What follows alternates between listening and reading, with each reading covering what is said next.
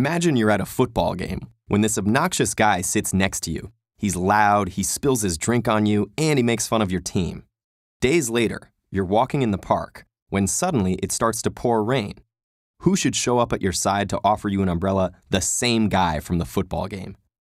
Do you change your mind about him based on this second encounter? Or do you go with your first impression and write him off?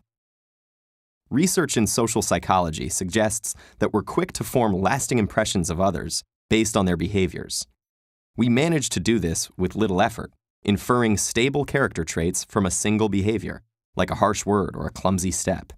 Using our impressions as guides, we can accurately predict how people are going to behave in the future. Armed with the knowledge the guy from the football game was a jerk the first time you met him, you might expect more of the same down the road. If so, you might choose to avoid him the next time you see him. That said, we can change our impressions in light of new information. Behavioral researchers have identified consistent patterns that seem to guide this process of impression updating. On one hand, learning very negative, highly immoral information about someone typically has a stronger impact than learning very positive, highly moral information.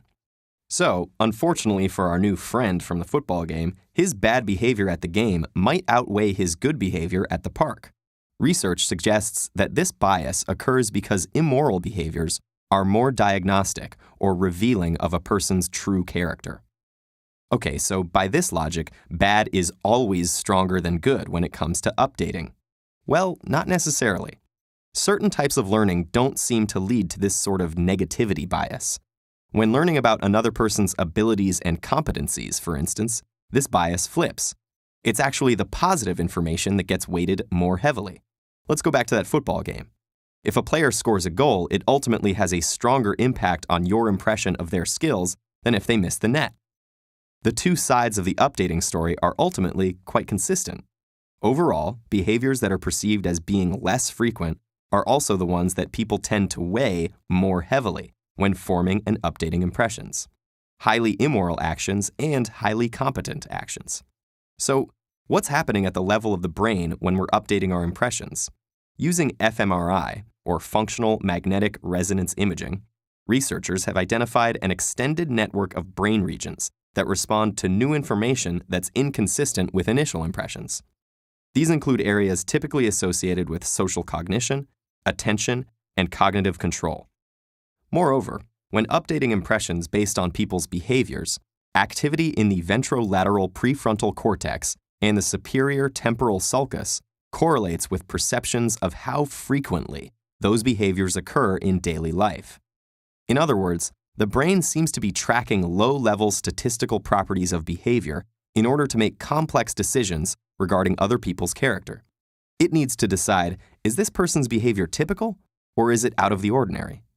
In the situation with the obnoxious football fan turned Good Samaritan, your brain says, well, in my experience, pretty much anyone would lend someone their umbrella. But the way this guy acted at the football game, that was unusual. And so, you decide to go with your first impression. There's a good moral in this data. Your brain, and by extension you, might care more about the very negative, immoral things another person has done compared to the very positive, moral things. But it's a direct result of the comparative rarity of those bad behaviors. We're more used to people being basically good, like taking time to help a stranger in need. In this context, bad might be stronger than good, but only because good is more plentiful. Think about the last time you judged someone based on their behavior, especially a time when you really feel like you changed your mind about someone. Was the behavior that caused you to update your impression something you'd expect anyone to do? Or was it something totally out of the ordinary?